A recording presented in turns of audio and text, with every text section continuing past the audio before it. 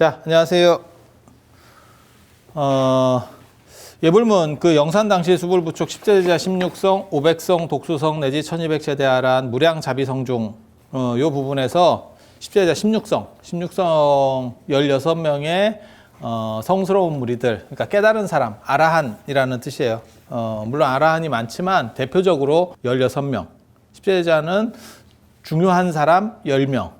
그 다음에 이 16성은 신통 그룹의 16명. 신통으로 뛰어난 분 16명. 신통도 인도에서는 굉장히 중요한 문화예요. 그러니까 깨달은 사람 무조건 신통이 있어야 되고 그걸 16명을 추린 게 이 16성. 그리고 이 16명, 그러니까 인도는 이원론을 펼치기 때문에 깨달은 사람 무조건 신통이 있어야 돼요. 신통이 없으면 깨달은 사람이 아닙니다. 중국은 이원론 중심이기 때문에 신통이 없어도 깨달은 사람이에요. 그리고 깨달은 사람은 신통이 있을 공간이 없어요. 그게 중국 같은 경우는 두 개의 세계가 아니고 하나의 세계만 있거든요. 그러니까 마음을 이렇게 먹느냐, 이렇게 먹느냐에 따라서 이거는 이렇게 보면 깨달은 사람, 이렇게 되면 그냥 일반 중생. 그래서 마음을 어떻게 바꾸느냐, 바꿔 쓰느냐 라는 생각이 있는 거예요. 그래서 하나의 세계. 마음 한번 돌리면 극락이다. 이렇게. 그래서 신통이 존재할 공간이 없어요. 신통이 존재할 공간. 근데 인도 같은 경우는 두 개의 세계가 있는 거죠. 두 개의 세계가 있는 거예요. 그래서 하나가 버려지면 하나가 얻어지는 거고. 그러면 이쪽 세계에 속하면 신기한 힘이 있는 거예요. 그래서 이 세계의 힘이 이쪽으로 작동을 하면 신통. 저는 지난번에 매트릭스 얘기를 해드렸잖아요. 네오가 각성한 뒤에 또 다른 세계로 넘어간 거죠. 그리고 다시 매트릭스 안으로 들어와서 그 각성한 에너지를 쓰면 신통. 그렇지 않으면 신통이 안 되는 거고. 그래서 인도에는 이 신통이라고 하는 부분이 아주 필수적이에요. 필수적이에요. 그리고 그렇게 이제 맞춰진 분이 16분. 그래서 16나한. 16나한 법죽이라고 경우존자가 쓴 책에 근거해서 이제 보통 이렇게 하는 거고. 이게 왜 16이냐면 4 곱하기 4, 16. 인도는 사진법을 썼었기 때문에 그래서 이 10대 제자보다 이 16나한이 더 오래된 어떤 형태일 수도 있다라는 얘기를 제가 예전부터 계속 했었는데 이 사진법이 나오면 이거는 부처님 당시에도 사성제 8정도 12연기, 뭐 84,000 법문 16대국 뭐 이런 식으로 전부 다 사와 관련된 숫자들이 나오거든요. 그 당시에는 사진법을 썼다는 얘기거든요. 그리고 기원 전후에 저거를 쓰는 거니까 십진법을 쓰는 거니까 사진법 문화가 나오면 연대가 고층으로 더 올라갑니다. 그리고 진법 체계는 한번 사라지면 그 진법 체계가 주류가 될 수가 없어요. 우리도 예전 진법 체계가 지금 남아 있어서 삼진법 체계, 그래서 삼세판. 그 다음에 음양오행을 쓰니까 아직도 이진법, 오진법 문화들이 남아 있지만 그 주류에서는 전부 다 배제됐거든요. 십진법으로 지금은 다 통일됐고, 그러니까 십진법으로 통일된 뒤에 이 사진법 문화는 나올 수가 없다는 얘기거든요. 그러면 연대가 오히려 올라갈 것이다. 이렇게 추정을 해볼 수 있죠. 그리고 실제로 부처님 당시에도 이렇게 썼기 때문에 4 곱하기 4 모든 것의 제곱은 그것의 제곱은 대부분 다 완전이라는 의미가 돼요. 그러니까 꼭 16명이라기보다도 완전한 그룹이라는 뜻이에요. 그래서 이게 사진법 체계에서는 16이 완전하기 때문에 16대국이라고 하는 개념도 나오는 거고, 그리고 이게 칠진법 문화에서는 7 곱하기 7 하면 49가 완전수가 되는 거고, 그래서 49제 한 바퀴 완전히 끝났다라는 개념이 만들어지는 거고, 이게 십진법이 되면 100이 완전히 되는 거고, 그래서 100을 옛날에 온이라고 하죠. 100온. 그래서 온전하다 라고 하는 거고도, 다시 100 곱하기 100이 되면 만이 되죠. 그럼 만사 만물 만생, 만세, 자손 만대. 그거는 완전하다, 무궁하다 이런 의미로 쓰는 거죠. 지금도 우리가 쓰죠. 자손 만대. 그럼 우리가 딱 만대만 되고 우리 나라는 다 없어졌으면 좋겠다. 우리 집안은 없었으면 좋겠다. 이런 뜻이 아니잖아요. 예전에 황제폐하 만세, 그럼 만세토록 살으라는 얘기예요. 영원히 살았으면 좋겠다. 그래서 그렇게 하는 거죠. 그래서 요런 흐름이 나온다는 거는 훨씬 더 고층 흐름이다. 고층 흐름이다. 십진법보다 오래된 흐름이다. 그리고 그 16나한 법주기라고 하는 그게 16나한의 특징이 안 죽는 사람들이에요. 안 죽는 사람들. 열반하지 않는 사람들. 부처님께서 돌아가시기 3개월 전부터 이제 열반경, 8종의 열반경이라고 하는 8종류의 열반경들이 쭉 이렇게 존재하는데 거기에 보면 부처님께서 맨 마지막에 무슨 말씀을 하시냐면 그게 3개월 전에 말씀하시는 거예요. 아난에게 깨달은 사람은 자기가 원하면 1겁이라도 살 수 있다. 그러니까 1겁이라는 건 아주 엄청나게 긴 세월이거든요. 살 수 있다. 내가 그렇게 했으면 좋겠냐? 라고 아난에게 3번 물어보세요. 그때 이제 아난이 뭐 유혹을 당해가지고 그러니까 어떻게 보면 마왕에게 약간 정신을 지배당해서 아난은 그 당시에 수다원이었었기 때문에 지배당해서 그때 대답을 제대로 못했다. 그래서 부처님께서 뭐 별로 필요하지 않으면 그러면 나는 지금 열반에 들겠다. 이렇게 3개월 전에 그 열반 고시가 있어요. 열반을 고지해 준다고. 깨달은 사람이거나 이런 사람들은 생사를 초월한 게 깨달은 사람이에요. 깨달은 사람의 중요한 정의 중에 하나가 뭐냐면 생사를 초월한. 그 얘기는 수명도 내가 내 마음대로 죽을 수도 있고 살 수도 있어야 된다라는 게 깨달음의 정의 중에 하나입니다. 왜냐하면 모든 종교의 함의 중에 모든 종교의 공통된 속성 중에 하나가 뭐냐면 영생이라는 게 있거든요. 유기체가 죽을 수밖에 없기 때문에 존재하는 생명에 대한 초월 욕구라는 게 있어요. 그래서 그 부분에서 영생을 말하는 방법 중에 하나가 뭐냐면 진짜 영원히 산다는 것도 있고 수명을 내가 내 의지대로 할 수 있다. 죽어서 살았다 할 수 있다. 그래서 부처님께서 그렇게 내가 앞으로 3개월 뒤에 열반에 들겠다라고 한 데가 부처님의 8대 성지 중에 하나입니다. 부처님의 8대 성지 중에 수명 포기라고 하는 거거든요. 그 바이샬리. 바이샬리에서 일어나는 사건이에요. 그래서 이분들은 깨달았기 때문에 이분들은 안 죽는 특수 어벤져스입니다. 죽지 않고 이 세상에서 불교를 보호하는 특수 임무를 맡은 사람. 안 죽고 특수 임무를 맡은 사람들이 이분들 말고도 많이 있어요. 흔히 이제 4대 제자라고 해가지고 마하가섭이 미륵이 올 때까지 이제 기다리고 있는 거죠. 그 개족산에서 한다는 거고. 그 다음에 라우라도 안 죽습니다. 부처님 10대 제자 중에 부처님 아들이기도 한 그 라우라도 안 죽습니다. 그렇게 있는 거고, 그 다음에 이제, 또 안 돌아가시는 분이 군도바란이라고 하는 분이 나오는데 그분이 누군지 정확하게 잘 모르겠어요. 군도바란이 나오고, 그 다음에 빈드로, 뭐 이렇게 4명이 대표적으로 안 돌아가시는. 왜 4명이냐? 이 사진법 때문에요. 그러니까 이런 식의 전승도 상당히 오래된 전승이구나. 라는 걸 알 수 있거든요. 4대 성지, 8대 성지, 뭐 이런 것도 다 마찬가지고. 그래서, 빈두루 존자, 빈두루 파라타라고 하는 사람, 마하가섭. 그 다음에, 라우라, 군도바란. 이게 초기에 상당히 이른 연대부터 안 돌아가시는 4명의 제자 라고 하는 거고, 군도바라는 저게 누군지 정확하게 잘 모르겠어요. 누구를 지칭하는 건지 정확하게 잘 모르겠어요. 미륵 경전들에 보면 저 분들이 나옵니다. 아무튼 사진법. 그리고 이 빈두로는 이 중에서 16나한 중에도 하나 들어가는 거고. 이분들이 이제 어떻게 안 돌아가시게 되고 불교를 보호하게 되는지를 보려면 그 사건이 이제 빈두로 사건이 제일 유명하죠. 빈두로 사건. 부처님께서 직접 교화하신 영역이 이쪽에 이제 왕사성이라고 하는 마가다욱의 왕사성이 있고 이쪽으로 가면 사위성, 사에트마에트라고 지금 하는 사위성이 있는데 이쪽이 이제 바라문 영역이고 이쪽이 바라문 영역, 이쪽이 이제 새로운 신흥 종교들, 사몬들의 영역이에요. 그러니까 바라문 문화가 이렇게 이 겐지스강, 인더스 문명 쪽에서 인더스 이게 오하유역이라고 예전에 인더스 문명이 있었던 데고 그걸 아리아인족들이 이렇게 들어오거든요. 그게 이제 바라문교가 만들어지게 되는. 그래서 요 문화가 이렇게 전파가 돼요.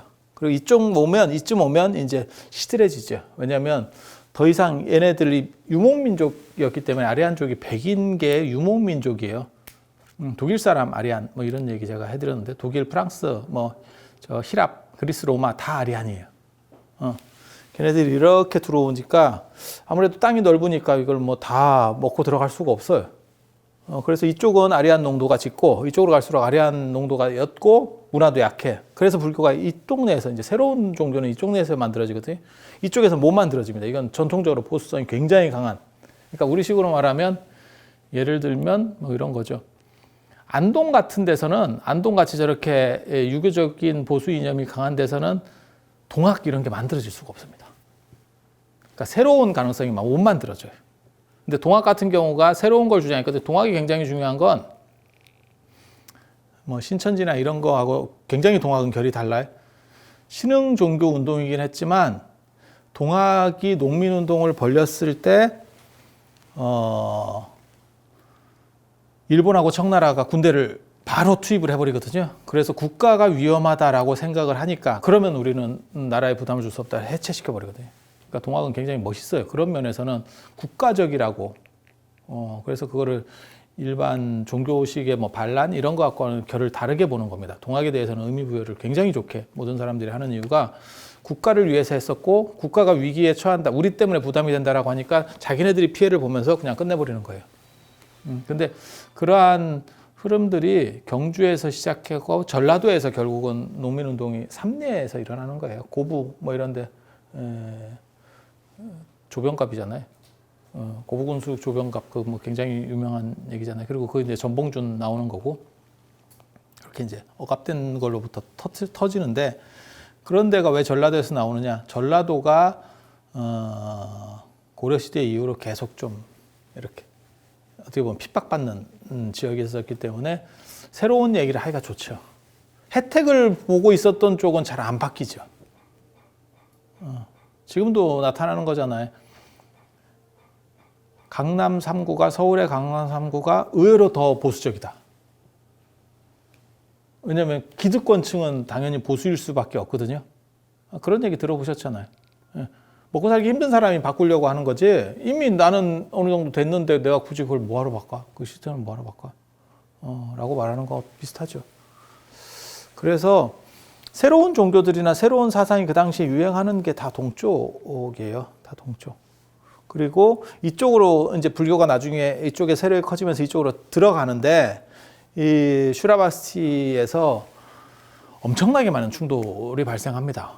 엄청나게. 그래서 부처님을 거기서 대놓고 죽이려고 했었던, 그러니까 시해하려고 했었던 사건도 있었고, 부처님 아들을 임신했다라고 해서 뭐 바가지를 이렇게 배에다 넣어가지고 했었던 사건들도 있었고, 뭐 별 너무 사건들이 다 있어요. 그래서 여기서 굉장히 많은 고충을 겪는데 그 중에 하나가 이제 빈드로 사건. 빈드로 사건. 어떤 사람이 장대를 이렇게 세워놓고 율장에 나오는 율장 건도부에 나온 얘기라서 굉장히 저거는 사실성이 높은 얘기예요.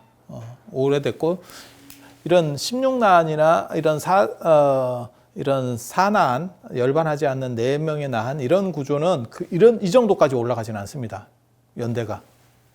저게 언제 만들었는지 정확한 걸 뽑아낼 수는 없는데 지금 문헌들이 다 흩어져 있기 때문에 앞으로도 그건 불가능한 거예요. 그 작업을 다 할 수는 없는데 연대가 그렇게까지 고층은 아니에요. 이 빈드로 사건에 비해서는. 빈드로 사건은 아마 당대에 있었던 사건일 거예요. 부처님 당대에 있었던 사건일 거예요.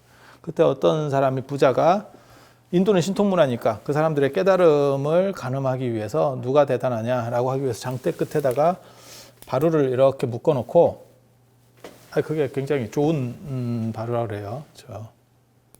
뭐 전단양 바루 뭐 이런 얘기들이 있는데 아무튼 굉장히 비싼 걸 묶어놓고 이 안에다가 금은 보석을 넣어놨다는 거죠. 그리고 손 안 대고 저것을 따갈 수 있으면 그 사람에게 주겠다. 그러니까 요즘으로 말하면 우리도 예전에 있었어요. 그 랜디 초능력 사냥꾼 랜디 들어보셨어요? 한동안 유행했었는데 그 랜디라는 사람이 실제로 초능력이 있는 놈이 있으면 그 사람 마술사 출신이잖아요. 마술사 해가지고 돈을 많이 번 사람인데 실제로 초능력이 있다면 그 사람에게 100만 불을 주겠다. 벌써 한 20년 된 얘기잖아요. 전 세계를 상대로 계속 그 사람은 그렇게 했죠. 지금 뭐 돌아가셨는지 어쩐지 모르겠는데 한 명도 없었죠. 초능력 있는 사람이 단 한 명도 없었죠. 그리고 그 사람에 의해서 발각된 사람 중에 대표적인 사람이 유리 겔라. 우리나라에 와서 80년대 뭐 80년대인가 뭐 그때 와가지고 대박 해먹고 갔죠. 뭐 숟가락을 뭐 휘고 뭐 고장난 시계를 뭐 가게 하고 뭐 이런 얘기들 뭐 하면서 진짜 대박 해먹고 갔죠. 근데 그걸 이제 다 속임수다. 결국 그리고 유리 겔라는 자백했죠. 나중에 내가 사기쳤다. 미안하다. 이렇게 단 한 명도 없었죠. 도전한 사람 중에 통과한 사람이 단 한 명도 없었죠. 그리고 도저히 랜디가 못 밝혀낸 사람이 한 명 있었다 그래. 한 명 있었다 하거든. 진짜 희한한 사람. 저기 도대체 어떤 그 사람의 능력은 뭐였냐면 레코드판을 보면 지금은 레코드판이 없지만 레코드판을 보면 무슨 노래가 있는지를 안다는 거예요. 레코드판을 보면. 근데 레코드판에 이게 홈이 있거든요. 그 홈을 따라서 턴테이블 이렇게 딱 내리면 걔가 이렇게 딱 하면서 오르고라고 거의 비슷한 원리잖아요. 이제 그거보다 훨씬 복잡할 뿐이지 그렇게 해서 긁어주는 거잖아요. 지금은 뭐 턴테이블도 많이 없어져서 그런데 예전에는 뭐 그런 게 있었으니까. 근데 그 사람은 그 레코드판만 보고도 노래를 다 안다는 거예요. 무슨 노래가 들어있는지. 그러니까 CD를 비춰보고 CD 안에 영상이 뭔지 안다는 거하고 비슷한 얘기거든. 그거를 그 랜디라고 하는 사람이 끝까지 찾았는데 못 찾겠더라. 저 사람이 무슨 속임수를 쓰는지 찾아낼 수가 없대. 아무리 분석을 해도. 근데 그 사람이 나중에 얘기를 해줬죠. 스스로 얘기를 했죠. 나는 레코드판을 너무 좋아해서 이걸 다 외우고 있대. 거의 모든 노래를 외운대. 그래서 보기만 하면 무슨 노래인지 안 돼. 그래서 나는 신통이 아니라는 거예요. 네, 나는 이게 기적을 일으키고 뭐 이렇게 초능력을 일으키는 사람이 아니라는 거예요. 네. 그래서 이런 비슷한 이야기라고 보시면 돼요. 이 랜디 같은 사람이 이렇게 해가지고 너네 진짜 신통이 있냐? 손 안 대고 진짜 올라가서 저걸 따면 무조건 줄게. 뭐 10억이든 100억이든 뭐 있는 거 다 줄게 저거. 그렇게 해서 많은 사람이 도전을 했대요. 근데 다 실패하고 거기서 이제 이 동네니까 여기 이제 다른 종교 사람이 훨씬 많았던 거예요. 그 수행자들이 훨씬 많았던 거예요. 실패하고 그거를 이 빈드루가 뭐라고 생각을 하는 거냐면 내가 불교를 위해서 저거를 직접 저거를 한번 시연을 해서 저 사람들을 내가 다 좌중을 제압해 버리겠다. 라고 해서 빈드루가 이걸 손을 안 대고 이걸 따와요. 신통으로 땁니다. 정확하게 말하면 손을 안 대는 것 같진 않고 손을 대고 따오는 것 같아요. 팔을 늘린 것 같거든. 이렇게.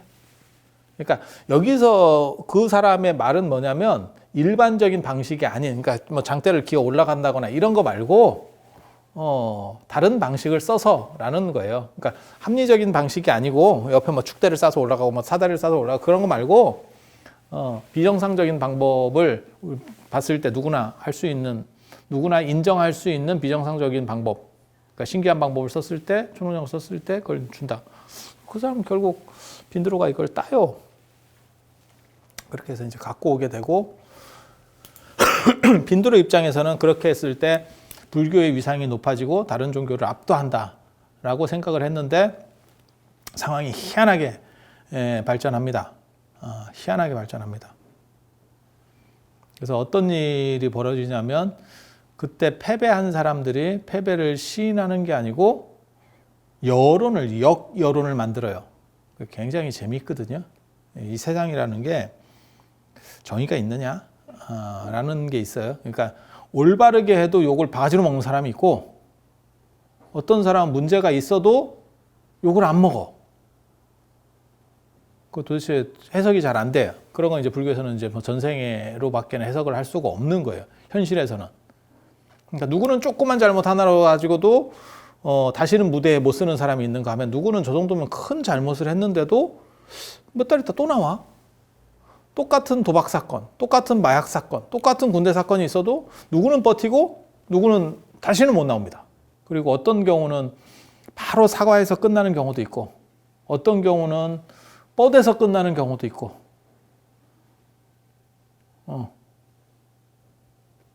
가장 불가사의한 사람으로 이제 많이 얘기하는 사람은 모든 구설이나 문제를 연기로 덮는다. 이병헌. 모든 구설은 다 연기로 처리한다. 압도적 연기 능력으로 모든 것을 덮어버리겠다. 쉬운 게 아닙니다. 연기를 아무리 잘해도 그 사람을 쓰면 안 돼라는 인식이 딱 정립이 되면 아예 연기할 기회 자체가 사라집니다. 근데 뭐 그렇게 가는 경우도 있으니까. 그래서 이걸 뭐 규정하기가 굉장히 어려워요. 근데 저때 진 사람들이 여론을 뭘 만들어냈냐면 붓다의 제자들은 저런 잔기술 배우는데 익숙하다. 그리고 저것은 본질이 아니다. 이렇게 해서 여론을 만들었는데 이 사람들이 훨씬 많았기 때문에 이 지역이라서 그런 거예요. 그래서 불교가 오히려 수세에 몰리고 욕을 바가지로 먹습니다. 그래서 빈드로가 이제 문제가 되는 거고, 그때 부처님께서 저 빈드로 존자를 불러서 뭐라고 말씀을 하시냐면, 너가